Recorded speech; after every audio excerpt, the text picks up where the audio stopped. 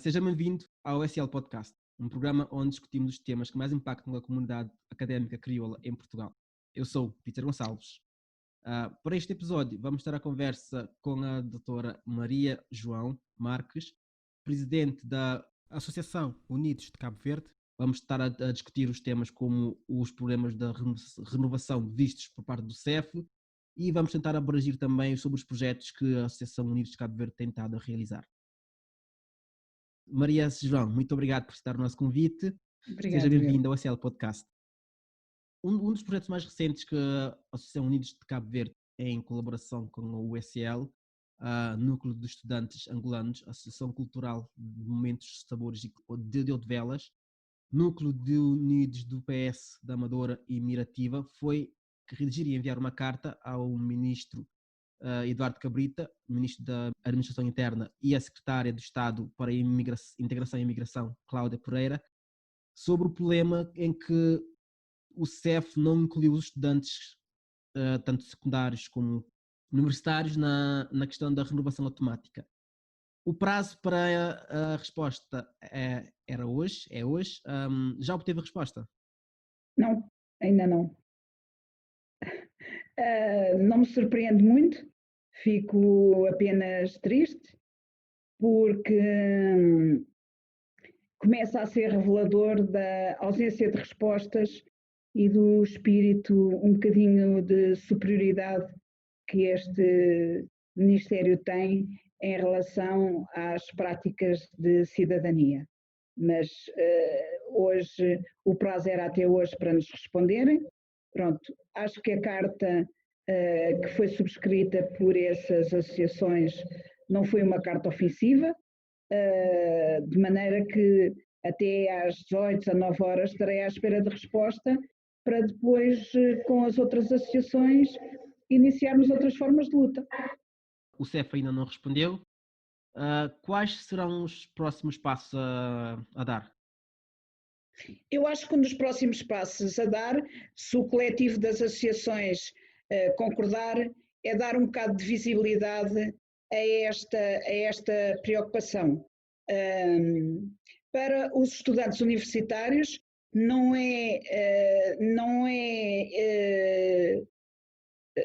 todos já sabem que está na altura de se atribuir as bolsas, nomeadamente o Instituto Camões está já a fazer o procedimento do recrutamento nesta altura do ano aos bolseiros, os alunos estão-se a inscrever na faculdade, os que saem do secundário para a faculdade e, portanto, este é um momento crucial na vida dos estudantes. O facto dos estudantes não terem o título de residência que lhes permite continuar a dizer e a provar que continuam sustantes, acarreta uma série de encargos e de uma série de constrangimentos para a sua vida pessoal. Pronto, achamos que isso é injusto, achamos que o facto dos estudantes estarem deslocados do seu país de origem ou pelo facto de serem só estudantes os torna vulneráveis e achamos que esta luta é muito justa, de maneira que vamos esperar até ao fim do dia 2 e vamos ver o que é que as outras organizações querem fazer em conjunto connosco.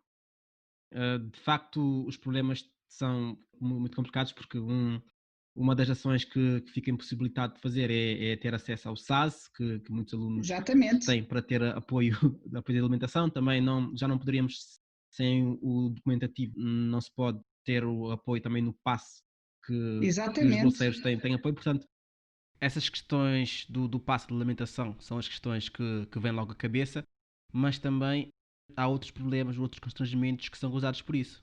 Pois há. Por exemplo, eu vou dar outra que é muito recorrente dos estudantes universitários.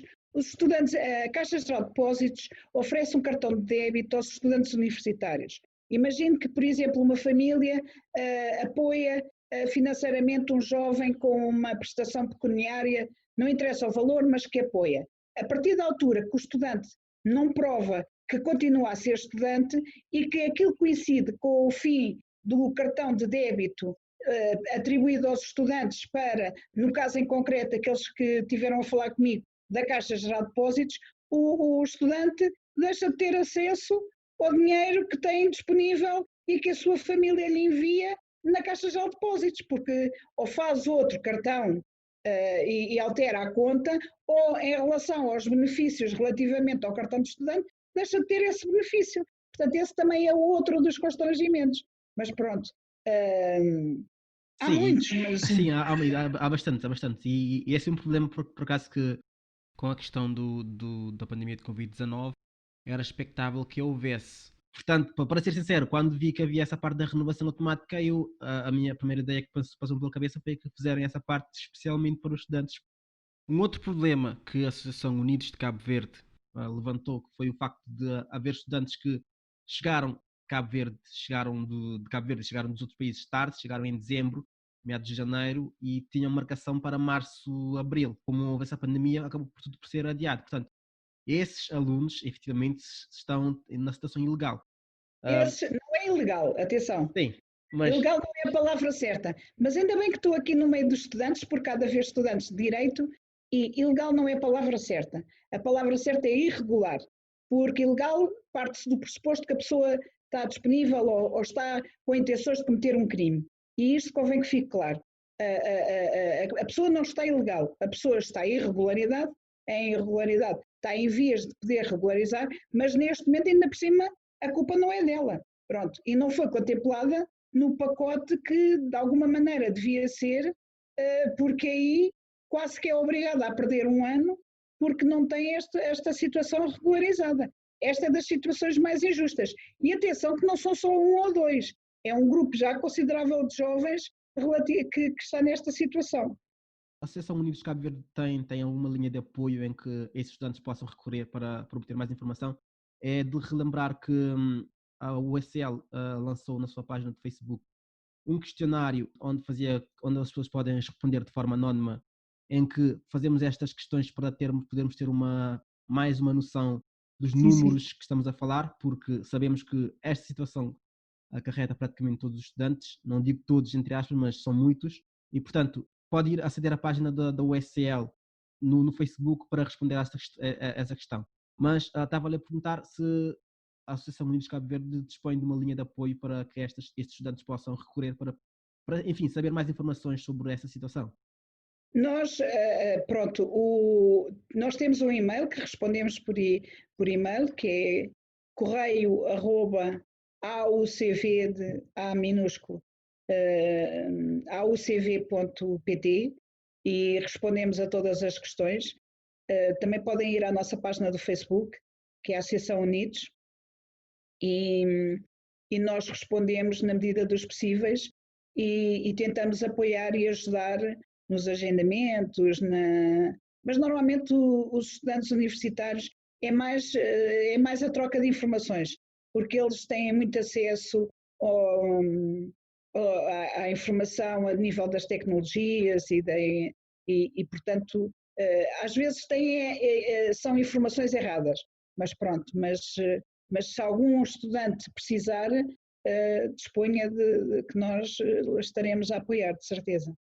Portanto, se precisarem de ajuda, acessam à página do Facebook da Unidos de Cabo Verde, Associação Unidos de Cabo Verde, também da página da USL, onde temos aqui em cima, está a aparecer nossa página do Facebook e do Instagram, portanto, entrem em contato connosco, façam perguntas para que possamos, indo caso a caso, tentar resolver os assuntos.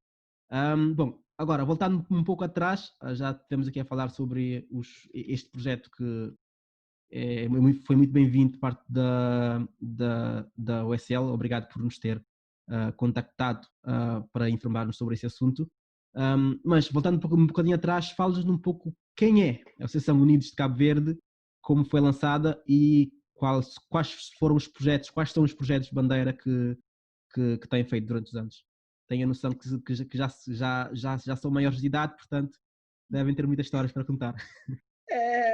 A Associação Unidos de Cabo Verde nasceu em 1982 e foi regularizada em 84. Nasceu da necessidade que houve de os cabo-verdianos e as pessoas, não só os cabo-verdianos, mas as pessoas que moravam naquela zona do bairro das Fontainhas, Portas de Benfica, à entrada de Lisboa, ter uma voz para poder reivindicar determinados direitos e determinadas oportunidades. Na altura começou porque as pessoas precisavam de ter água e água nas suas casas e ter uma rede de esgotos que fosse ligada ao sistema municipal. Pronto. Entretanto, criaram-se várias comissões de moradores, porque eram 4 bairros todos juntos uns dos outros. Começava na estação de comboio da Damaia, havia o bairro Estrela da África, depois havia o bairro 6 de Maio, depois havia o bairro das Portas de Benfica, depois o bairro das Fontainhas e o das Portas de Benfica. Sim, desculpa, só para esclarecer, esses bairros eram legítimos ou eram bairros de lata? Eram bairros, aqui sim eram bairros clandestinos. De lata, não sei se eram mais de lata, se eram mais de madeira, mas pronto, mas eram considerados bairros clandestinos, na altura era essa a palavra que se usava, eram casas clandestinas feitas ao início com madeira e telhados de zinco ou de madeira, e pronto, muitas delas em chão de terra batida, pronto, eram habitações clandestinas que não tinham autorização para construir ali. As primeiras foram feitas com o pessoal que veio, as pessoas que vieram de Cabo Verde de Angola, e de Angola, que foram trabalhar para o estaleiro Pereira da Costa, que era mesmo ali ao pé, mas pronto, foram criadas entretanto 4 comissões de moradores, e para dar sustentabilidade e ter uma voz mais forte nas reivindicações, foi criada uma associação única, e por isso aquilo que unia toda a gente era Cabo Verde, porque havia uns que eram casados com cabo-verdianos, havia outros que eram casados com moçambicanos e não sei o quê, e a direção, e quando eu digo não sei o quê, havia muita mistura, a maioria era cabo-verdiana, mas Cabo Verde teve uma grande expansão também nos outros países de língua oficial portuguesa. Havia muitos cabo-verdianos que saíram para Angola e que saíram para Moçambique e saíram para São Tomé. Pronto. Em São Tomé, a comunidade oriunda de Cabo Verde é aquela que tem mais problemas em termos logísticos, por causa da documentação e não sei o quê, mas as outras adaptaram-se bem aos outros países. Mas pronto, mas normalmente havia o que unia toda a gente era Cabo Verde, e por isso ficou o nome Unidos de Cabo Verde. Por acaso, tipo, quando vi que a associação tinha como sócios, como associados, não só os cabo-verdianos, mas também os angolanos e toda a comunidade, daí ficou a questão de que porque escolher o nome Associação Unidos de Cabo Verde, não uma associação com outro nome qualquer. Mas enfim, obrigado, obrigado. Agora já se percebe muito bem a questão. Entretanto, houve a mudança para os bairros sociais, em que houve uma grande melhoria em termos de condições de habitação, mas a associação acaba por continuar a ser muito importante devido às questões estruturais e familiares que continuaram a aparecer. Em 2005, acabaram por fundar o vosso próprio jardim de infância, jardim infantil. Entretanto, devido à questão da pandemia, houve a questão em que a Associação Unidos de Cabo Verde acabou por suspender todas as propinas dos alunos todos e acabou por dar aulas via as outras plataformas, por exemplo, o WhatsApp. Como é que foi toda essa experiência? Nós fomos pioneiros em alguma coisa. Os Unidos de Cabo Verde também iniciaram um projeto que começou no âmbito regional, que foi a Orquestra Geração Dolce Vita, porque éramos financiados pelo Dolce Vita, e hoje é um projeto nacional e tem a Orquestra Geração, que é um projeto nacional. Este é dos projetos mais visíveis, onde muitos meninos de origem cabo-verdiana, já portugueses, a maioria, conseguiram ter um ensino da música e, entretanto, já cresceram, e tenho estado a saber que alguns já estão, quer no conservatório, quer noutros sítios, a fazer os estágios. Mas relativamente à história da pandemia, nós temos cerca de 80 crianças e, olha, eu vou dizer que foi uma experiência muito engraçada e muito gira, porque tirávamos fotografias e víamos, e achava graça que havia alguns pais, quase todos os nossos meninos são descendentes de filhos de imigrantes, já são para aí a terceira ou a quarta geração, se é que este termo é correto. Mas eu achava graça que às vezes as pessoas não davam muito valor, mas via as fotografias dos pais com uma régua ao lado a ensinar. Estamos a falar do pré-escolar, mas nós cumprimos as regras do Ministério da Educação. Mas os pais ganharam um ânimo tão grande, no sentido de sentiram-se também ali um bocadinho professores, porque era a maneira de contribuir para não quebrar o ciclo formativo destas crianças, porque às vezes as pessoas podem não dar valor, mas o que é certo é que as crianças no pré-escolar têm também um currículo que têm que cumprir e têm um programa que têm que cumprir, não é? Pronto, de maneira que, tendo aquele. Normalmente os programas são adaptados a temas, portanto, este é o mês da alimentação, o mês do ambiente, mas têm que saber determinadas coisas. Como é que coordenaram isso? Enviavam atividades para os pais realizarem e depois eles davam feedback? Sim. Cada sala tinha a sua atividade adaptada aos meninos da idade da sua sala. Pronto.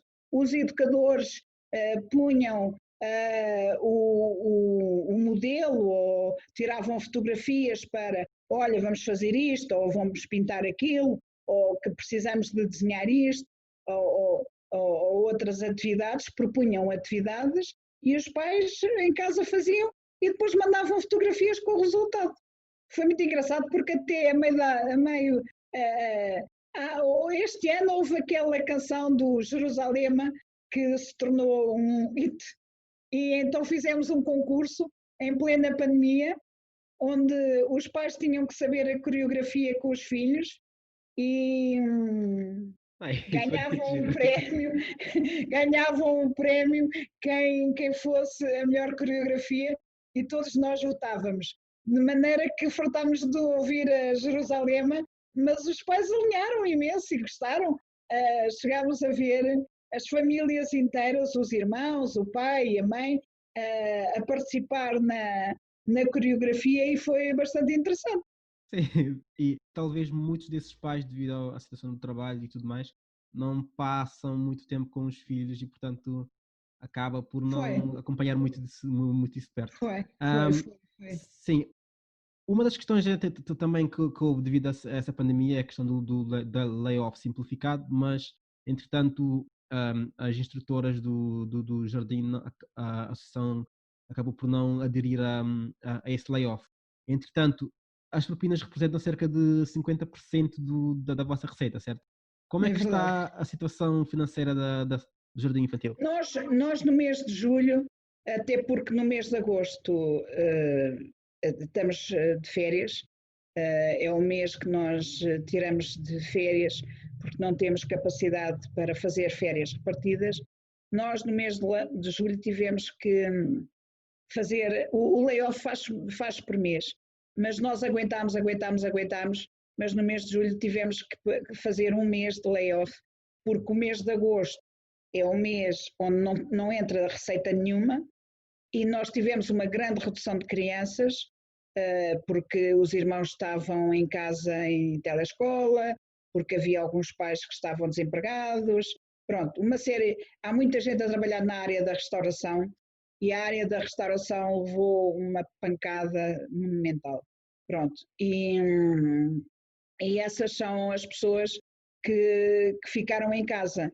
Pronto, eu espero que em setembro retome tudo, mas está a ser, em termos de gestão, está a ser muito complicado, porque as receitas diminuíram mais de 50%. Se tínhamos 82 crianças, tínhamos 20 em julho, foi assim um tarião bem grande. Pronto, e pronto, e vamos ter que juntar as mãos e apelar. Nós pedimos aos pais, nós quando percebemos que estávamos muito aflitos, pedimos aos pais para nos ajudarem a pagar, tipo, olha, nós reduzimos anulámos a propina, mas se vocês nos puderem ajudar, nós não nos vamos armar em ricos. E os pais perceberam e têm contribuído. pronto, tem 5, 10 euros, diz, isto é para pagar a luz, ou, o encargo maior que nós estamos a ter ali é o da luz, que é horrível. E também, em relação também à questão do jardim, as aulas vão resumir-se em setembro, final de setembro, princípios de outubro, em princípio. Vai ter de haver a redução devido à questão da segurança e do distanciamento social. Como é que vai ser Não, as aulas e as atividades aí? não, as salas estão adaptadas, as salas cumprem todas as regras que a Direção-Geral de Saúde manda. Pronto, mas nós já deixámos o estado de calamidade e o estado de emergência. Portanto, vamos com alguma regularidade recomeçar a normalidade, não é? Senão ficamos maluquinhos da cabeça. Maneira que. Mas estamos a falar de crianças até aos 5, 6 anos. É muito difícil uma criança ficar muito tempo afastada da outra, até porque a determinada altura quem tiver um bocadinho de atenção percebe que eles abraçam-se, eles fazem segredinhos uns com os outros, eles riem, eles contam histórias, eles têm que se tocar. Quer dizer, não podemos ser nós também os polícias como é que é dizer, dos comportamentos que são normais nas crianças, até porque isto pode, e nós temos de ter aqui algum cuidado pedagógico, porque nós passamos o início, o ano todo letivo, a dizer que as crianças têm que se ajudar, têm que ser colaborantes, têm que participar, têm que ser solidárias, têm que ser amigos, têm que isto, têm aquilo, têm aquilo outro. E temos com alguma calma voltar a regularizar isto, não podemos entrar em pânico cada vez que uma abraça a outra, ou toca, ou a distanciamento social aqui é qualquer coisa que é Parece um muito bocadinho. complicado de Pois, impor, de se impor. pois. E sinceramente, há questões do pré-infantil e até aos 5 anos parece-me literalmente impossível. Pois, Parece-me impossível. pois. Um dos problemas que a Associação Unidos de Cabo Verde identificou, e não só a Associação Unidos de Cabo Verde, mas muitas mais associações identificaram, é o problema que prende-se com os jovens ditos da segunda, terceira e quarta geração, não sei se vamos em quarta geração, mas é que são basicamente filhos de imigrantes ou filhos de imigrantes que nasceram cá em Portugal e encontram-se com um problema de identificação cultural, é que nem se sentem portugueses, nem se sentem cabo-verdianos ou angolanos ou de outros países, ou seja, acabam por ficar aí no meio e nesse nicho acaba por haver um grandíssimo problema que prende-se com o facto de o aproveitamento escolar ser fraco, haver um problema de gravidez precoce e também de um problema de consumo e talvez ou vendas de drogas. Como é que faz esse enquadramento desde a segunda geração até a geração de hoje? Eu acho que eu acho que este problema da identidade muitas vezes põe-se mais nos outros do que nas próprias pessoas. Ou seja, são os portugueses que ficam preocupados com quem é que tu te identificas. Porque às vezes os jovens não têm que se identificar com ninguém. Ou seja, eles não têm que renegar a identidade cultural que têm do crioulo, por exemplo, ou do funaná, ou da kizomba, ou seja, do que for, para assumirem a identidade cultural portuguesa. E se juntarem isto, ficam muito mais ricos. Nós, por exemplo, no nosso jardim, nós temos uma vez por mês comida tradicional, quer de Angola, quer de Moçambique, quer de São Tomé, porque este ano, por exemplo, já recebemos a inscrição de uma aluna do Paquistão e vamos introduzir alguma comida do Paquistão. E devo dizer que é os dias, quando toda a gente pensa, os meninos não gostam de cachupa, é os dias onde eles comem mais, gostam de cachupa, adoram e dizem em casa que comeram cachupa, ou que comeram funge, ou que comeram qualquer comida que tenha um cheirinho da terra dos pais ou dos avós, é, é bem-vindo. Eu acho que cada vez mais, quer as segundas, quer as terceiras gerações, no jardim, nós já temos filhos de meninos que hoje são homens e mulheres, que andaram no jardim ainda nas fontainhas.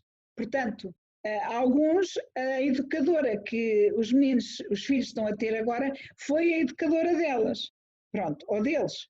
E eu noto que existe uma evolução muito positiva.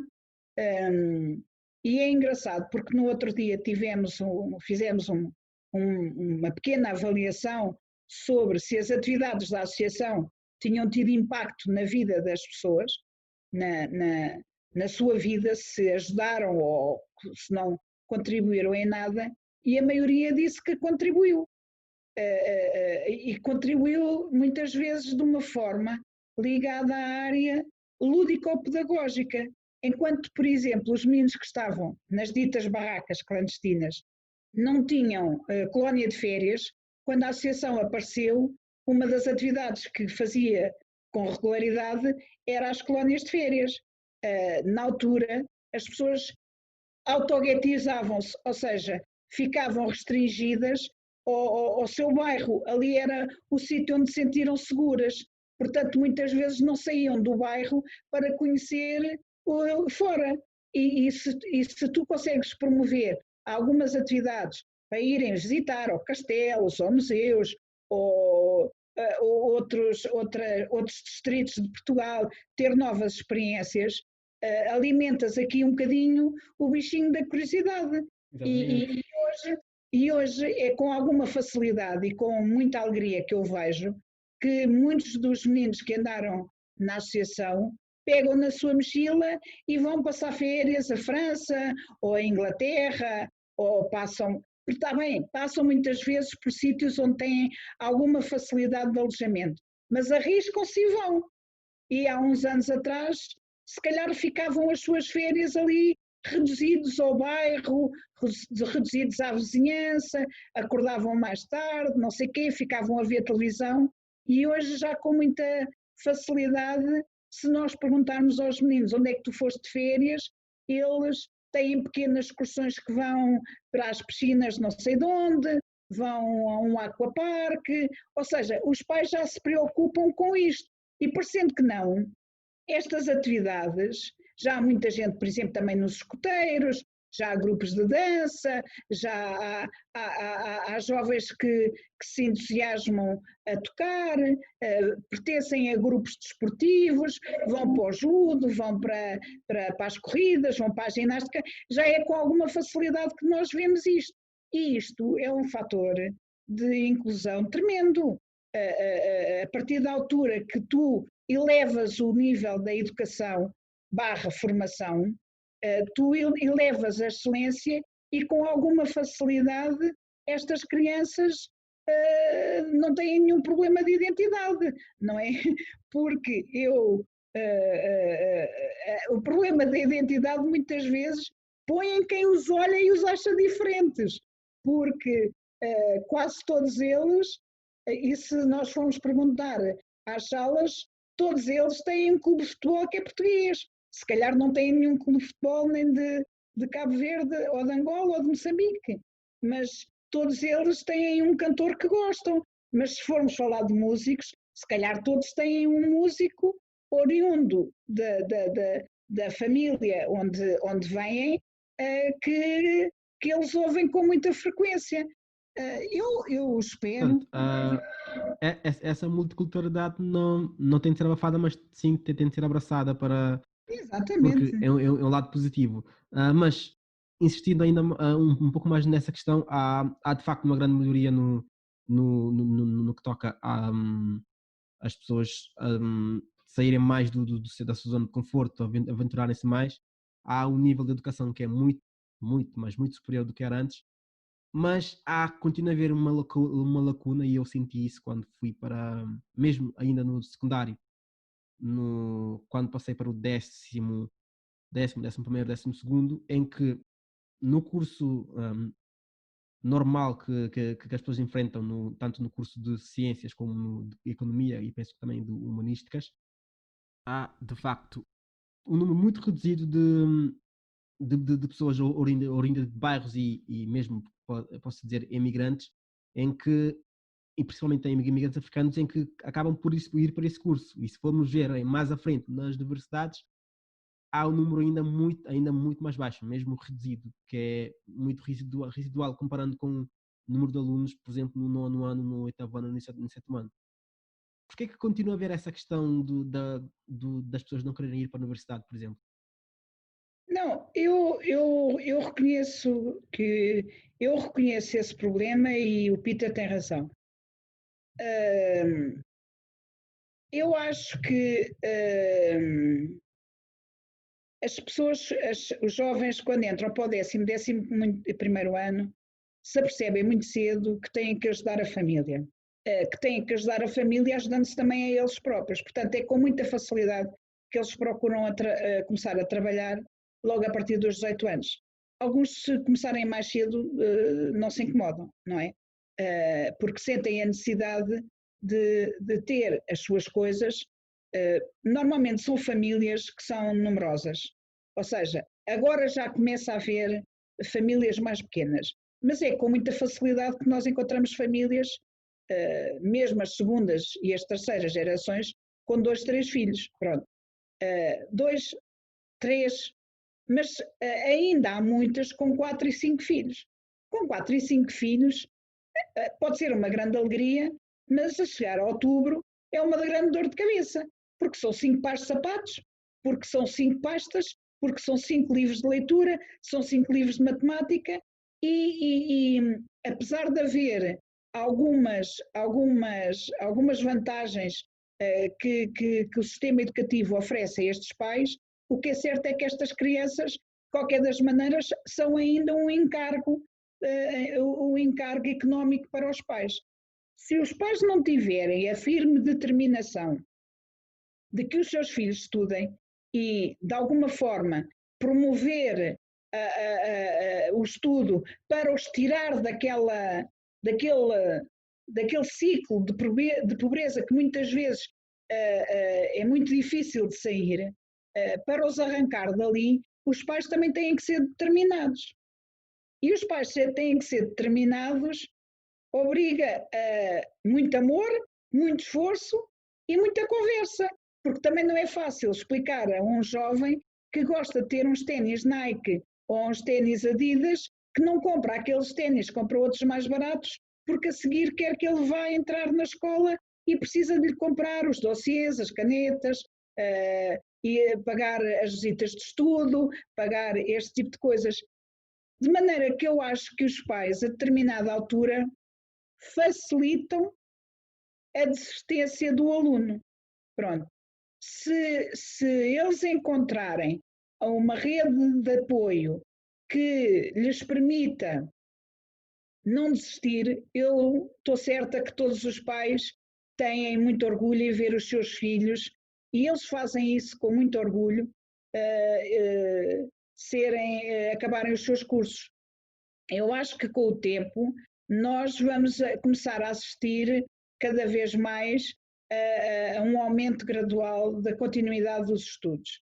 Não é ainda aquele que eu quero ou que eu gostaria, porque quem trabalha neste meio sabe o difícil que é. Mas também, eu como tenho acesso às inscrições dos meninos que frequentam o jardim, também já é com muito orgulho que vejo que os pais concluíram o 12º ano, ou que os pais estão a estudar, ou que os pais já têm cursos profissionais, ou pronto, mas muitas vezes é uma questão de oportunidade, porque também vou dizer uma coisa, há muitos jovens licenciados a trabalhar em empregos menores por não terem ainda trabalho na área onde se formaram. Ou seja, por exemplo, não estou a dizer que isto seja mau ou que seja bom, estou a dizer, é uma realidade. Há muitas jovens licenciadas, nomeadamente nas áreas de ciências políticas, ciências da educação, nas áreas de letras, que estão na caixa do jumbo ou na reposição do jumbo. Pronto. E às vezes. Também aí é preciso haver também um pouco mesmo de formação, mesmo para escolher a área onde há mais empregabilidade, embora aí também seja um pouco discutível. Pois. Mas de facto é um problema que por acaso tem vindo a melhorar gradualmente, mas a um nível muito muito baixo, e neste momento, quando se fala muito da representatividade, também é importante percebermos também que é necessário, para termos mais voz, é necessário também estarmos lá nos ditos postos. Agora vou fazer uma última pergunta, já estamos mesmo a ficar em cima do tempo, acho que já passamos, mas enfim. Ah, quais são os projetos que neste momento a Associação está a implementar e quer implementar no futuro? E também aqui haver uma abertura se há uma abertura para os jovens os estudantes cabo-verdianos, onde é a nossa audiência, terem um espaço para fazer voluntariado e poder dar uma ajuda à comunidade, dar uma ajuda à associação, basicamente. Nós, neste momento, iniciamos 2 projetos, um em Angola, outro em Moçambique, e a ideia é, quando acabar esta pandemia, conseguirmos levar jovens estudantes aqui de Portugal a fazer uma ação nestes países, no sentido de perceberem a dinâmica de lá. São projetos na área do desenvolvimento rural, portanto, têm a ver com alfabetização, com a implementação de novas sementes ou de ajudar. Estamos a falar do período do mês, não é? Portanto, não vamos lá mudar nada, mas vamos poder, se calhar, deixar algumas coisas e levar algum contributo daqui para dar um input para aquela aldeia ou aquele local ter assim um empurrãozinho. Pronto, este é um dos projetos que nós temos e que estamos a abraçar com muito carinho. Estamos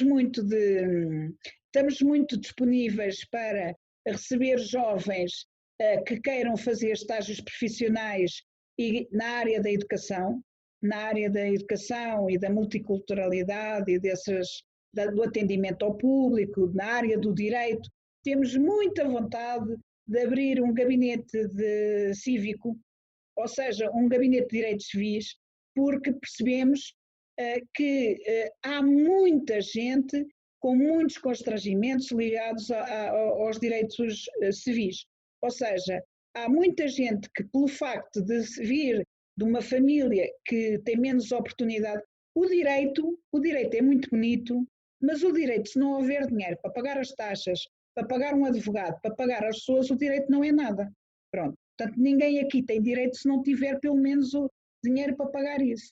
E nós gostávamos muito de ter um gabinete com jovens que, de alguma maneira, pudesse ir visitar e ver as situações mais críticas que atentam contra o direito e os direitos humanos para apoiar determinadas famílias e determinadas pessoas. Pronto, pronto, e depois continuar com os projetos que vamos tendo durante o decorrer, sempre que há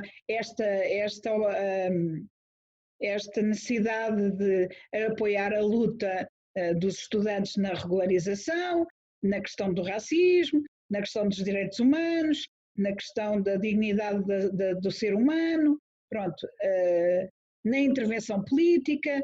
Por isso é que neste momento temos um grupo ligado a um partido político onde fazemos ali algumas tertúlias e no sentido de promover com que as pessoas façam parte e tenham intervenção na participação política, nomeadamente na autárquica, porque se não tiverem intervenção e não tiverem visibilidade, nunca ninguém lhes pergunta nada, e o facto de ser militante e estar dentro de um partido político obriga a que esse partido político tenha respeito e responsabilidade perante aquelas pessoas, porque elas também nas comissões políticas têm votos.